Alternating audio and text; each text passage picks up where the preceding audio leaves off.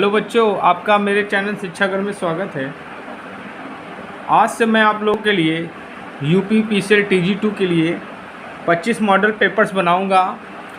जो इस model papers को पढ़ लेगा वो निश्चित तौर पे यूपी पीसीएल में सेलेक्ट हो जाएगा। मॉडल पेपर यूपी पीसीएल के एग्ज़ाम के पैटर्न के अनुसार जो है आपका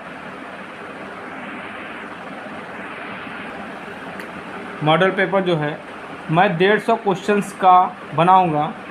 150 क्वेश्चंस का बनाऊंगा। 150 क्वेश्चन को part A, part B, part C में डिवाइड करके वीडियो बनाऊंगा। अगर आप ये मॉडल पेपर्स देख लेते हैं, मैं 25 मॉडल पेपर्स बनाऊंगा। अगर ये मॉडल पेपर सारे आप पढ़ लेते हैं तो निश्चित तौर पे आपको यूपी पीसीएल TG2 की नौकरी मिल जाएगी।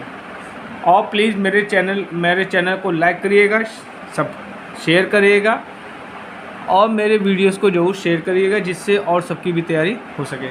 चलिए स्टार्ट करते हैं। पहला क्वेश्चन देखते हैं। किसी चालक में धारा के विपरीत को कहा जाता है?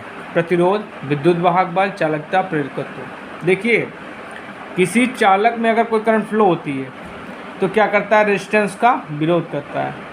रेजिस्टेंस क्या करता है? विरोध करता है। रेजिस्टेंस जो होता है करंट का विरोध करता है। तो इसका आंसर क्या होगा आपका? प्रतिरोध बिल्कुल सही आंसर है। चलिए अगला क्वेश्चन देखते हैं। हैलोन या CTC कार्बन टेट्राक्लोराइड प्रकार के अग्निशामक का डैश को बुझाने के लिए प्रयोग किया था। ये यूपी पीसीएल TG2 में 2019 में क्वेश्चन पूछा गया है। ऑप्शंस दिया है: तरल सामग्री में लगने वाली आग, बिजली से लगने वाली आग, ठोस सामग्री में लगने वाली आग, पेट्रोलियम पदार्थों की गैस से लगने वाली आग। तो आपका जो हैलोन टाइप का होता है इसको हम लोग CTC प्रकार का भी अग्निशामक यंत्र बोलते हैं। इसमें कार्बन टेट्राक्लोराइड होता है। ये क्या होता है? सभी प्रकार की आगों में यूज़ होता है। इसका प्रयोग जो होता है हम सभी प्रकार की आगों में यूज़ करते हैं। ठीक है, तो यहाँ पे स्पेशली हम लोग उसका यूज़ कहाँ करते हैं? बिजली से लगने वाली आग। तो बच्चों आंसर क्या होगा आपका? बिजली से लगने वाली आग। चलिए अगला क्वेश्चन देखते हैं। डैश से अधिक विद्युत धारा वाले बिजली के झटकों से त्वचा जल जाएगी। ये भी आपका यूपी पीसीएल 2019 में क्वेश्चन पूछा गया है। 10 ampere, milli ampere, 200 milli ampere, 50 milli ampere, 15 milli ampere.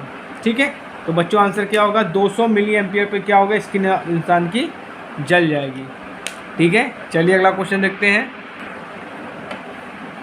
लो ट्रांसमिशन और हाई ट्रांसमिशन लाइन पर काम करने वाले इलेक्ट्रीशियन के पास डैश होना चाहिए। वायर मैन प्रमाण पत्र, Aadhaar card, ration card, driving licence. तो बच्चों उसके पास इसके क्या होना चाहिए? वायरमैन का प्रमाण पत्र होना चाहिए। चलिए अगला क्वेश्चन देखते हैं। ओम का नियम निम्नलिखित में से किस पर लागू होता है? केवल DC परिपथ पे, केवल AC परिपथों पे, AC और DC दोनों परिपथों पे, गैर रेखीय परिपथों पे। तो बच्चों जो आपका ओम का नियम होता है ये बच्चों क्या होता है? दोनों पर लागू होता है। AC पे भी लागू होता है और DC पे भी लागू होता है। ठीक है, देखिए ओम का नियम कौन कौन फॉलो करता है ये भी आप जान लीजिए।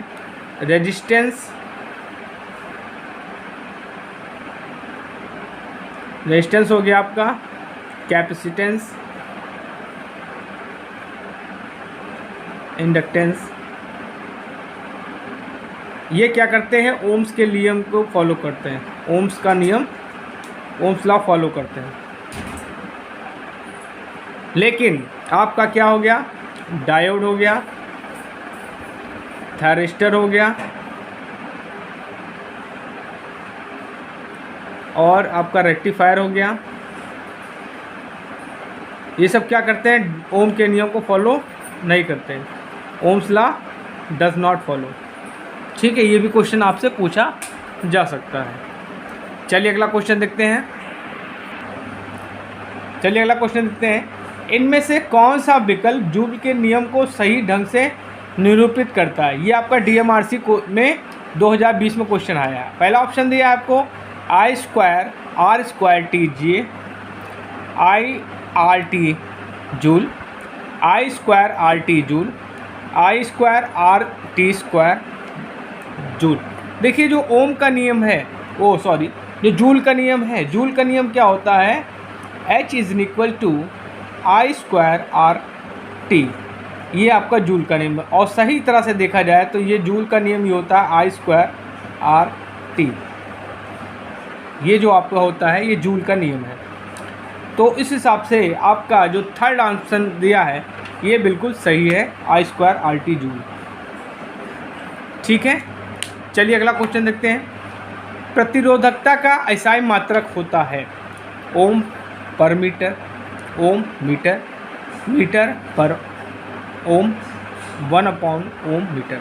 देखिए जो रेजिस्टेंस होता है, रेजिस्टिविटी, इसका मात्रक क्या होता है, ओम मीटर होता है। क्या होता है, ओम मीटर। चलिए अगला क्वेश्चन देखते हैं, बहुत इंपॉर्टेंट क्वेश्चन है बच्चों। इस तरह क्वेश्चन आपसे पूछा जा सकता है, 1000 वाट की विद्युत प्रेस आयरन प्रतिदिन 2 घंटे के लिए काम कर रही है, मतलब 2 घंटे के लिए इससे कपड़ा प्रेस किया जा रहा है बच्चों। यदि विद्युत दर 2 रुपये प्रति यूनिट है तो जनवरी माह के लिए विद्युत प्रेस का इलेक्ट्रिक बिल में योगदान कितना होगा। देखिए आपको क्या दिया है यहाँ पे आपको पावर दी है कितनी, 1000 वाट। टाइम कितना दिया है, 2 घंटे। और आपको अब देखिए जनवरी का महीना है तो जनवरी में दिन कितने होते हैं, जनवरी में दिन होते हैं 31। तो अगर हम टोटल एनर्जी निकालेंगे, H निकालेंगे, तो H इक्वल क्या हो जाएगा, P × T/1000। यही तो होगा बच्चों। अब क्या करेंगे, यहाँ पे हम वैल्यू रखेंगे। P आपको कितने दिया है, 1000। ठीक, टाइम कितना दिया आपको, 2 घंटे। और यहाँ से दिन से गुणा कर देंगे, 31 आ जाएगा अपॉन 1000। जिसको सॉल्व करेंगे आपका क्या आएगा, 62 है।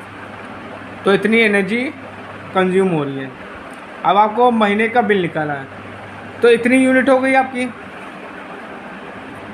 अब आपसे पूछा है कि 2 रुपये यूनिट के हिसाब से कितना बिल होगा, तो इसको यूज़ कर दीजिए, मल्टीप्लाई कर दीजिए। 62 को हम 2 से मल्टीप्लाई कर देंगे तो आपका 124 यूनिट आएगा, रुपये आएगा। कितना आएगा, 124 रुपये आएगा। और आपको ऑप्शंस क्या दिए, चलिए देख लेते हैं। रुपये 124, रुपये 122, रुपये 120, रुपये 128। तो बच्चों आपका आंसर 124 आया, तो आपका पहला ऑप्शन बिल्कुल सही है। चलिए अगला क्वेश्चन देखते हैं। वो विभवांतर जो विसंवहन के भंग का कारण होता है डैश डैश कहा जाता है, ब्रेकडाउन वोल्टेज, परमिटिविटी, प्रतिरोधकता, डाइलेक्ट्रिक स्ट्रेंथ। तो बच्चों आंसर क्या होगा, वो ब्रेकडाउन वोल्टेज कहलाता है। आंसर क्या होगा बच्चों, आपका ब्रेकडाउन वोल्टेज कहलाता है। चलिए अगला क्वेश्चन देखते हैं। निम्न में से किसमें उच्चतम विद्युत चालकता होती है, चांदी, सोना, लोहा, कॉपर। चलिए पहले देख लीजिए कौन क्या होता है। सबसे अच्छा कंडक्टर बच्चों क्या होता है, चांदी होता है। चांदी के बाद आपका आता है कॉपर, उसके बाद आता है आपका सोना, उसके बाद आता है आपका एल्यूमिनियम,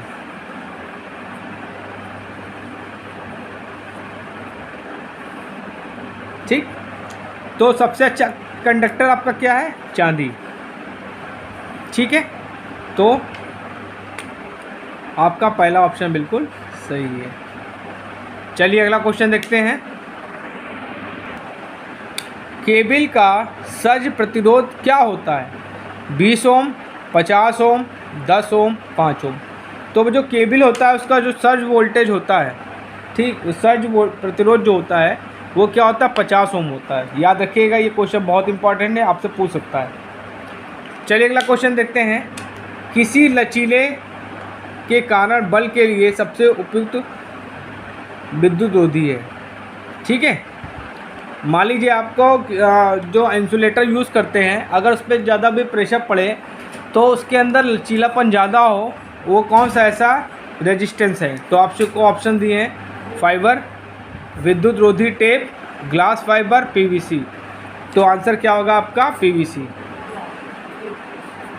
बच्चों आपसे ये भी क्वेश्चन पूछ सकता है कि पीवीसी का फुल फॉर्म क्या होता है। तो ये होता है पॉलीविनाइल क्लोराइड। पीवीसी का फुल फॉर्म क्या होता है? Polyvinyl chloride. Polyvinyl chloride. चलिए अगला क्वेश्चन देखते हैं। हीटिंग तत्वों के तार डैश डैश के बने होते हैं। मैग्नीन, यूरेका, फ्लैट नाइक्रोम, टंगस्टन। तो बच्चों नाइक्रोम का हम लोग यूज़ करते हैं। आपने देखा होगा कि जो हीटर होता है, हीटर में जो वायर यूज़ होता है वो किसका होता है? नाइक्रोम का बना होता है। ठीक है, चलिए अगला क्वेश्चन देखते हैं। सोल्डरिंग आयरन बिट निम्न में से किससे बनी होती है? लौह लेपित, कॉपर क्रोड, लेड, इस्पात, निकिल। तो बच्चों आंसर क्या होगा आपका? लौह लेपित कॉपर क्रोड होती है। चलिए अगला क्वेश्चन देखते हैं। मैग्नीट्यूड रिले डैश डैश भी कहा जाता है। Thermal relay, hybrid relay, induction relay, read relay. तो बच्चों उसमें आंसर क्या होगा? Induction relay. जो मैग्नीट्यूड रिले होती है उसको इंडक्शन रिले भी कहा जाता है। चलिए अगला क्वेश्चन देखते हैं, बहुत इंपॉर्टेंट है। एक फ्यूज़ का फ्यूजिंग करंट इस पर निर्भर करता है उसके पदार्थ और उसकी लंबाई, उसकी लंबाई और उसका व्यास, उसका पदार्थ और उसका व्यास, उसके पदार्थ, लंबाई और व्यास। तो क्या होगा बच्चों? जो आपका फ्यूज़ का जो फ्यूजिंग करंट होगा वो किस पे डिपेंड करेगा? उसके पदार्थ पे, जो मटेरियल यूज़ हो रहा है, लंबाई और व्यास पे डिपेंड करेगा। चलिए बच्चों अगला क्वेश्चन देख रहे हैं। बच्चों मेरे वीडियो को लाइक, शेयर एंड सब्सक्राइब जरूर करिए, जिससे आप लोगों की निश्चित तौर पे अच्छे से तैयारी होगी TGTO की। और अगर आप मेरे द्वारा बनाए गए 25 मॉडल पेपर्स, कितने नहीं बच्चों? 25 मॉडल पेपर्स मैं बनाऊंगा। Model paper UPPCL TG2। अगर आप इसको पढ़ लेते हैं, पूरा पढ़ते हैं, तो आप निश्चित तौर पे TG2 में सेलेक्ट होंगे। चलिए अगला क्वेश्चन देखते हैं।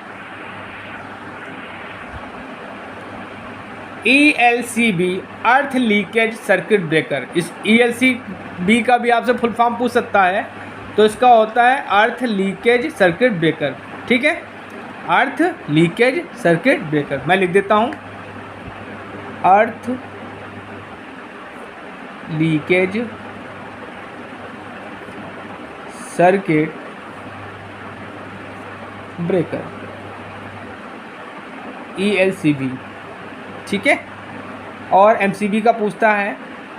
MCB का भी फुल फॉर्म आपसे पूछ लेता है। तो होता है मिनिएचर सर्किट ब्रेकर। आपसे कभी कभी MCB का भी फुल फॉर्म पूछ सकता है। तो चलिए क्वेश्चन देखते हैं। ELCB का विशेष उपयोग आपूर्ति काटने में होता है जब डैश डैश लघु स्थिति हो, शॉर्ट सर्किट हो, दोषयुक्त स्थिति हो, अतिभार स्थिति हो, कोई नहीं। तो बच्चों इनसे आंसर क्या होगा? दोषयुक्त स्थिति हो, मतलब कोई फॉल्ट आ गई हो। ठीक है, चलिए अगला क्वेश्चन देखते हैं। बहुत इंपॉर्टेंट क्वेश्चन है बच्चों, ये अक्सर कई बार एग्जाम में पूछा गया है। बैटरी की क्षमता को मापा जाता है एम्पियर आवर, वाट, एम्पियर वाट आवर। तो बच्चों इसमें आंसर क्या होगा? Ampere hour. चलिए अगला क्वेश्चन देखते हैं।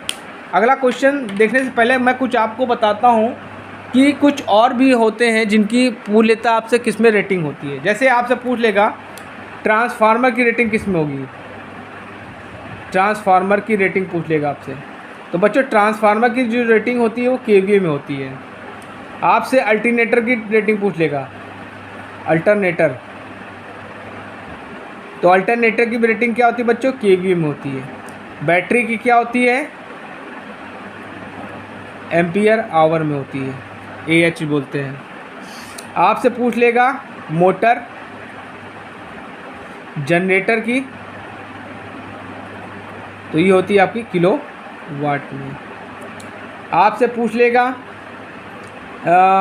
फ्यूज़ की रेटिंग, फिर उसकी रेटिंग क्या होती है, एम्पियर में होती है। तो बच्चों ये सब रेटिंग आपको याद करनी पड़ेंगी, समझ में आना चाहिए, क्योंकि आपसे कुछ भी किसी की भी रेटिंग पूछ सकता है। चलिए अगला क्वेश्चन देखते हैं। लेड एसिड बैटरी में सल्फेशन का क्या कारण है? Incomplete charging, heavy charging, trickle charging, fast charging. तो बच्चों इसमें आंसर क्या होगा? Incomplete charging. चलिए अगला क्वेश्चन देखते हैं। सीसा एसिड बैटरी में डैश डैश को विद्युत अपघट स्वरूप उपयोग किया जाता है। NaOH, H2SO4, HCl, LiSO4। तो क्या होता है बच्चों? सल्फ्यूरिक एसिड का हम लोग प्रयोग करते हैं। तो आपका आंसर क्या होगा? H2SO4। चलिए अगला क्वेश्चन देखते हैं। ये भी बहुत इंपॉर्टेंट क्वेश्चन है बच्चों। सेलों को श्रेणी क्रम में संयोजित करने से आंतरिक प्रतिरोध का घटना, आउटपुट वोल्टेज का घटना, आउटपुट वोल्टेज का बढ़ना, करंट कैपेसिटी बढ़ती है। तो वोल्टेज जो सीरीज़ में हम सेलों को कर देते हैं तो आपका वोल्टेज बढ़ता है, वोल्टेज आपका बढ़ेगा। और अगर इनको हम पैरेलल में कनेक्ट कर देंगे, अगर इनको हम पैरेलल में कनेक्ट करेंगे तो क्या होगी? करंट बढ़ेगी, करंट इंक्रीज होगी। ठीक है। चलिए बच्चों अगला क्वेश्चन देखते हैं। देखिए अगला क्वेश्चन है, बैटरी चार्जर डैश डैश होता है। चॉपर होता है, साइक्लो कन्वर्टर होता है, कन्वर्टर होता है, डिस्टकारी होता है। तो बच्चों क्या होता है, जो आपको जो बैटरी चार्ज क्या होता है, जो बैटरी चार्जर होता है, ठीक है, वो क्या होता है? रेक्टिफायर होता है। रेक्टिफायर मतलब DC, मतलब क्या होता है? डिस्टकारी। रेक्टिफायर क्या करता है बच्चों? रेक्टिफायर क्या करता है ये भी आप जान लीजिए। रेक्टिफायर का काम क्या है? ये क्या करता है? ये रेक्टिफायर हो गया आपका। रेक्टिफायर क्या करता है? AC को DC में कन्वर्ट करता है, A to DC। और जो एक्चुअली चार्जर जो होता है बच्चों, उसको DC चाहिए होता है। ठीक है। तो DC चाहिए, बैटरी को क्या होती है? DC चाहिए होती है। ठीक है। तो ये रेक्टिफायर क्या करता था? AC को DC में कन्वर्ट कर देता है। ठीक है। चलिए अगला क्वेश्चन देखते हैं। किसी चुंबकीय पदार्थ की चुंबकशीलता निम्न में से किसमें परिवर्तन होने पर बदल सकती है? प्रतिरोध, प्रयुक्त वोल्टेज में, धारा, तापमान में। तो बच्चों इसमें आंसर क्या होगा आपका? तापमान में। ठीक है। चलिए अगला क्वेश्चन देखते हैं। बहुत इंपॉर्टेंट क्वेश्चन बच्चों, ये पूछा गया है। एक टेस्ला बराबर dash dash weber per metre square होता है। 1 होता है, 10 होता है, 0.1 होता है, 100 होता है। तो एक टेस्ला बराबर होता है बच्चों, एक टेस्ला बराबर 1 वेबर पर मीटर स्क्वायर। तो बच्चों आंसर आपका क्या है? पहला बिल्कुल सही है। चलिए अगला क्वेश्चन देखते हैं बच्चों।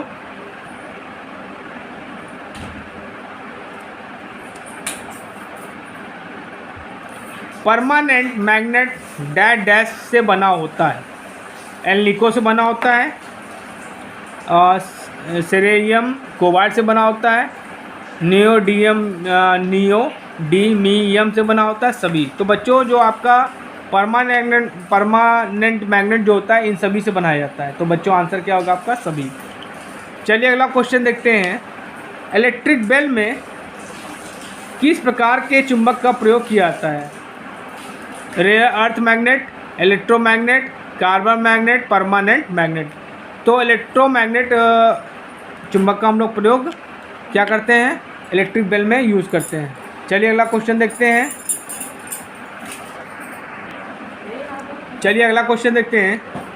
भंवर धाराओं का दूसरा नाम क्या है? फॉल्टी करंट, फैकल्टी करंट, फाकाल्ट करंट और वेरी करंट। तो आपका जो भंवर धाराएं हैं उनको हम लोग फाकाल्ट करंट भी कहते हैं। चलिए अगला क्वेश्चन देखते हैं। एक ज्यावक्रीय AC वोल्टेज का शिखर मान इतना है, इसका RMS मान क्या होगा? देखिए आपको बच्चों I max की वैल्यू दी है, I max की वैल्यू कितनी दी है? 220 वोल्ट दी है। आपसे I RMS की वैल्यू पूछ रहा है। तो देखिए IRMS की वैल्यू क्या होती है बच्चों, ये होती है आपकी Imax अपॉन √2 होती है, Imax अपॉन √2 होती है। तो Imax की बच्चों वैल्यू क्या दी है, 220 दी है। 220 को हम √2 से डिवाइड करेंगे, तो इसको क्या √2 को नीचे हटाने के लिए हम ऊपर नीचे √2 से मल्टीप्लाई कर देंगे।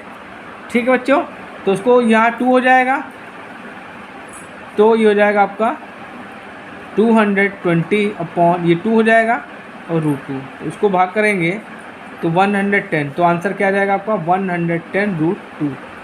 तो RMS वैल्यू क्या आ जाएगी बच्चों, 100 √2। तो ये आपका सेकंड ऑप्शन बिल्कुल सही है। चलिए अगला क्वेश्चन देखते हैं। एक रूप गुणक डैश का अनुपात होता है औसत मान से शिखर मान, शिखर मान से औसत मान, औसत मान से RMS मान, RMS मान से औसत मान। तो बच्चों आपसे फॉर्म फैक्टर का रूप गुणक को बोलते हैं फॉर्म फैक्टर। तो फॉर्म फैक्टर क्या होता है, ये होता है आपका IRMS मतलब RMS value upon average value का अनुपात होता है। ठीक है, तो ये आपका चौथा ऑप्शन बिल्कुल सही है।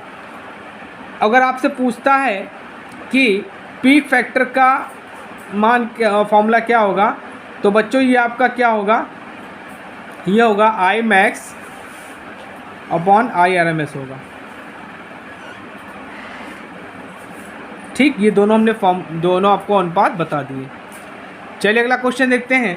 डेल्टा कनेक्शन में लाइन वोल्टेज डैश का बराबर है 3 फेज वोल्टेज, √3 फेज वोल्टेज और 1/3 वोल्टेज। तो बच्चों इसमें आंसर क्या होगा आपका फेज वोल्टेज। देखिए अगर लाइन कनेक्शन है आपका अगर डेल्टा कनेक्शन है, सॉरी अगर आपका स्टार कनेक्शन है, स्टार कनेक्शन, ये बच्चों आप ये चीज़ें याद कर लीजिए। अगर स्टार कनेक्शन है तो क्या होगा, लाइन वोल्टेज का मान √3 VPH होगा और इस कनेक्शन में लोड करंट और फेस करंट का मान क्या होगा, सेम होगा। अब हम बात करेंगे डेल्टा कनेक्शन। तो डेल्टा कनेक्शन में क्या होता है बच्चों, यहाँ पे लाइन वोल्टेज फेज वोल्टेज के बराबर होता है और जो लाइन करंट होती है वो क्या होती है, √3 टाइम्स ऑफ IPH होती है। अब जितनी भी मोटरें होती हैं बच्चों, जितनी भी मोटरें होती हैं उनको हम लोग क्या करते हैं, डेल्टा में कनेक्टेड करवाते हैं। ठीक है, चलिए अगला क्वेश्चन देखते हैं। IE नियम के अनुसार अगर भू संपर्कन पट्टी जस्तेदार इस्पात पदार्थ की हो तो नट और बोल्ट डैश के होने चाहिए, जस्ते इस्पात, एल्युमिनियम और तांबा और PVC। तो बच्चों आंसर क्या होगा, जस्ते इस्पात। अगर आप क्या प्लेट यूज़ करें जस्ते इस्पात की, तो आपका नट बोल्ट भी क्या होना चाहिए, जस्ते इस्पात का होना चाहिए। चलिए अगला क्वेश्चन देखते हैं। निम्नलिखित में से कौन सा अर्थ प्रतिरोध को कम करने का तरीका है, इलेक्ट्रोड की गहराई कम करना, कई अर्थ इलेक्ट्रोड को श्रृंखला में जोड़ना, प्लेट के क्षेत्र को बढ़ाना, प्लेट का क्षेत्र को कम करना। तो बच्चों आंसर क्या होगा, प्लेट के क्षेत्र को बढ़ाना। देखिए सीधा फंडा है बच्चों, R is inversely proportional to A और R is directly proportional to L। अगर आपको रेजिस्टेंस की वैल्यू घटानी है तो क्या होगा कि क्रॉस सेक्शन एरिया को बढ़ाना होगा। तो यहाँ पे प्लेटों के क्षेत्रफल को हम बढ़ा देंगे तो ऑटोमेटिकली क्या होगा, रेजिस्टेंस की वैल्यू कम हो जाएगी। अगर हमें रेजिस्टेंस की वैल्यू बढ़ानी है तो प्लेटों की लंबाई बढ़ा देंगे। चलिए अगला क्वेश्चन देखते हैं। PN संधि के अवक्षय क्षेत्र की चौड़ाई डैश होती है। पॉइंट, ये बहुत इंपॉर्टेंट क्वेश्चन है बच्चों, बहुत इंपॉर्टेंट क्वेश्चन मैं आप लोगों के लिए लाया हूँ। इनको बड़े ध्यान से देखिएगा, समझिएगा और हो सके तो नोट्स बना लीजिएगा। चलिए अगला इसी में देखते हैं। PN संधि के अवक्षय क्षेत्र की चौड़ाई डैश होती है 0.5 माइक्रोमीटर, 2.5 माइक्रोमीटर, 2 माइक्रोमीटर, 1 माइक्रोमीटर। तो बच्चों आंसर क्या होगा आपका 1 माइक्रोमीटर बिल्कुल सही आंसर है। चलिए अगला क्वेश्चन देखते हैं, वोल्टेज रेगुलेटर में कौन सा डायोड प्रयोग होता है? वोल्टेज रेगुलेटर में कौन सा डायोड प्रयोग होता है? Varactor diode, photo diode, Zener diode, प्रकाश उत्सर्जक डायोड। तो बच्चों इसमें आंसर क्या होगा? Zener diode. देखिए जीनर डायोड बच्चों ऐसा डायोड है जो रिवर्स बायस में काम करता है। जो जीनर डायोड होता है बच्चों, जो जीनर डायोड होता है, जीनर डायोड, ये क्या करता है? रिवर्स बायस में काम करता है। बाकी सारे जो डायोड होते हैं वो क्या करते हैं? फॉरवर्ड बायस में काम करते हैं। लेकिन ये क्या है? ये स्पेशल टाइप का डायोड है जो रिवर्स बायस में काम किया जाता और रिवर्स बायस में काम करता है। इसका प्रयोग हम लोग क्या करते हैं? वोल्टेज रेगुलेशन में यूज़ करते हैं। चलिए अगला क्वेश्चन देखते हैं, जब सेमीकंडक्टर डायोड फॉरवर्ड बायस होता है तब वह क्या करता है? अधिक प्रतिरोध उत्पन्न करता है, धारा रोकता है, धारा प्रवाहित करता है, अधिक वोल्टेज ड्रॉप उत्पन्न करता है। तो देखिए मैंने अभी आपको बताया ऊपर कि जीनर डायोड को छोड़ के बाकी सारे डायोड जो होते हैं फॉरवर्ड बायस में काम करते हैं, मतलब फॉरवर्ड बायस में कंडक्ट होते हैं, और कंडक्ट हो गए तो करंट तभी फ्लो होगी। तो बच्चों इसमें आंसर क्या होगा? धारा प्रवाहित करता है।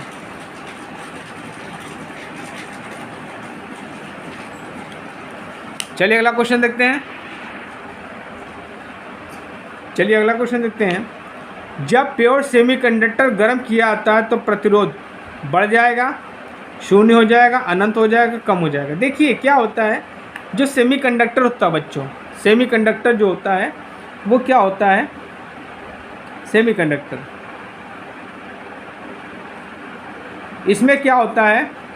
ये नॉर्मल कंडीशन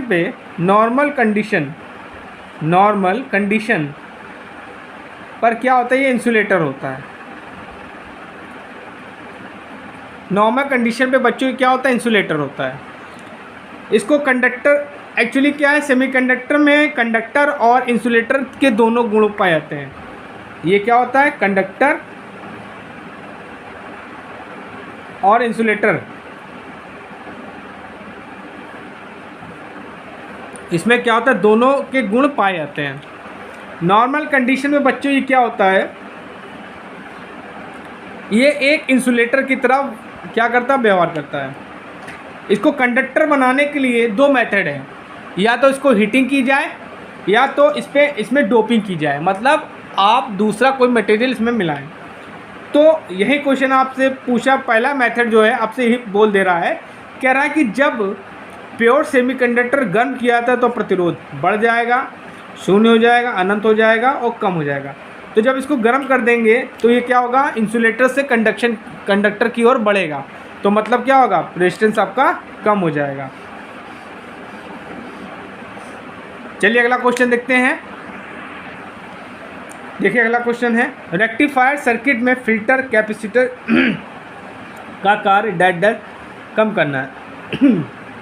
देखिए पहले जान लीजिए कि हम लोग फिल्टर क्यों यूज़ करते हैं।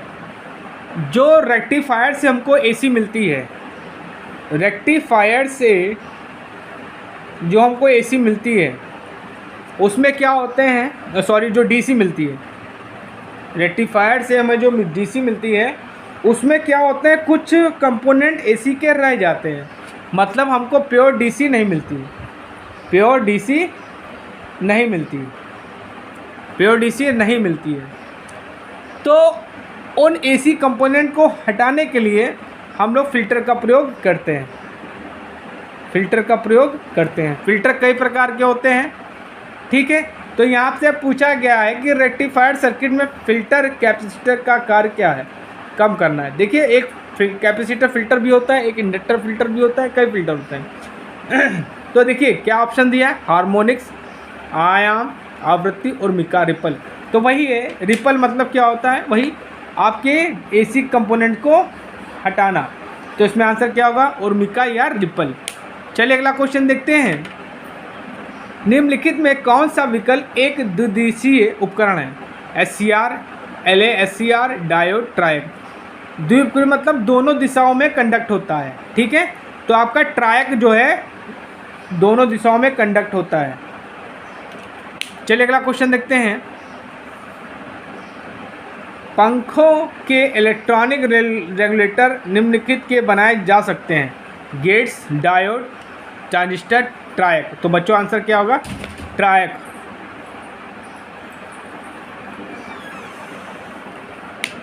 चलिए अगला क्वेश्चन देखते हैं। कौन सी डिवाइस में हाईएस्ट करंट और वोल्टेज रेटिंग है? UJT, BJT, IGBT, MOSFET. तो बच्चों आंसर क्या होगा? IGBT में क्या होती है? हाईएस्ट करंट और वोल्टेज रेटिंग होती है।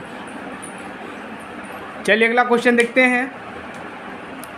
निम्नलिखित में से कौन सा नॉन वोलेटाइल मेमोरी है? रैम है, DRM है, EEPROM है और कैशे है। तो आंसर क्या होगा आपका? थर्ड आपका सही है। चलिए अगला क्वेश्चन देखते हैं बच्चों। इन्वर्टर का कार्य क्या है? AC को AC में बदलना, DC को DC में बदलना, DC को AC में बदलना, AC को DC में बदलना। तो बच्चों आंसर क्या है? जो आपका इन्वर्टर होता है वो DC को AC में बदलता है, और जो आपका रेक्टिफायर होता है बच्चों, इन्वर्टर जो होता है बच्चों, इन्वर्टर ये क्या करेगा? DC टू AC करेगा, DC टू AC करेगा। और जो आपका रेक्टिफायर होगा वो क्या करेगा? AC टू DC करता है। ठीक बच्चों मेरे द्वारा बनाए गए वीडियोस को जरूर देखिए। मैं आप लोगों की TG2 की तैयारी करवा रहा हूँ। आपको अगर मेरा वीडियो अच्छा लगता है तो इसको लाइक करिए, शेयर करिए, क्योंकि इससे आपका और आपके जानने वालों का भला होगा। चलिए अगला क्वेश्चन देखते हैं। 4 बिट के समूह को कहा जाता है? Bit, nibble, binary, byte. तो बच्चों आंसर क्या होगा? निबल कहा जाता है। चलिए अगला क्वेश्चन देखते हैं। स्थैतिक रैम में संरक्षण तत्व होता है? Diode, register, capacitor, flip flop.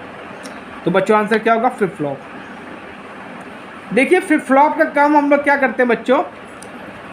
Memory storage के लिए करते हैं। फ्लिप फ्लॉप का प्रयोग हम लोग क्या करते हैं? मेमोरी स्टोरेज के लिए करते हैं।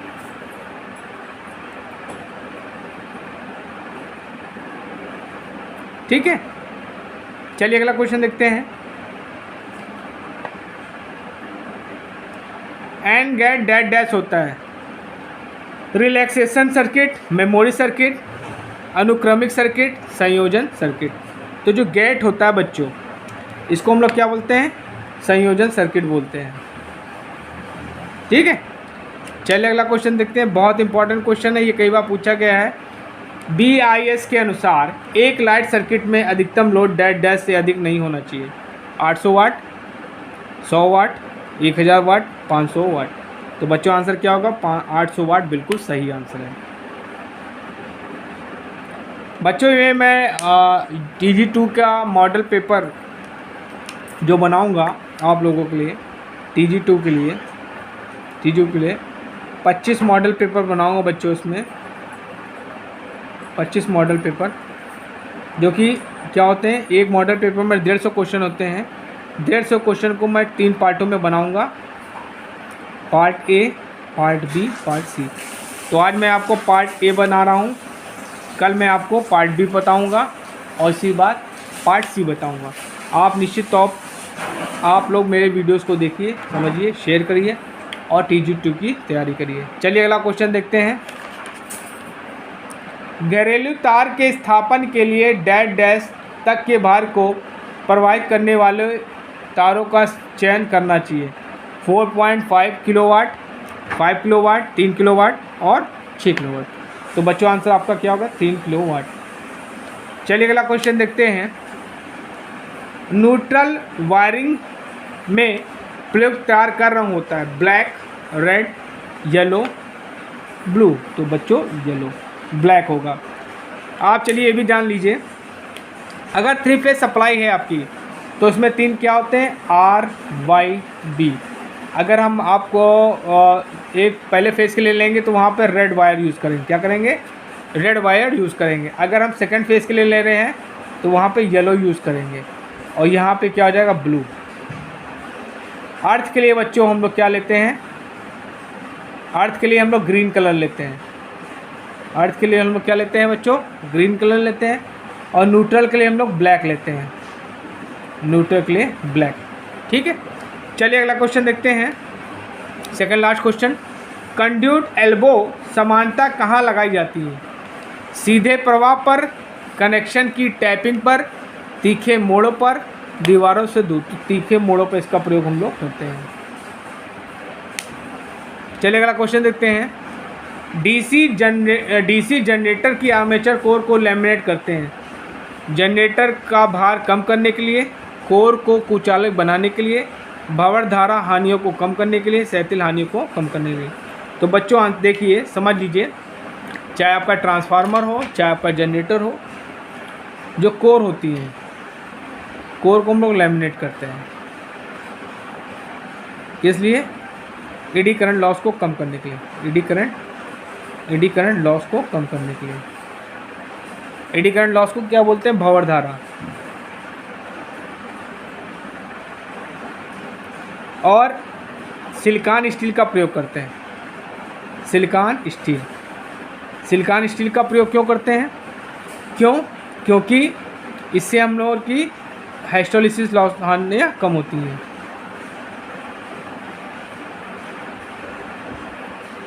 अच्छा, आपसे पूछ लिया जाए कि जो कोर होती है उनकी मोटाई कितनी होती है? ठीक है, तो जो कोर की मोटाई होती है वो होती है 0.35 mm से 0.5 mm तक होती है।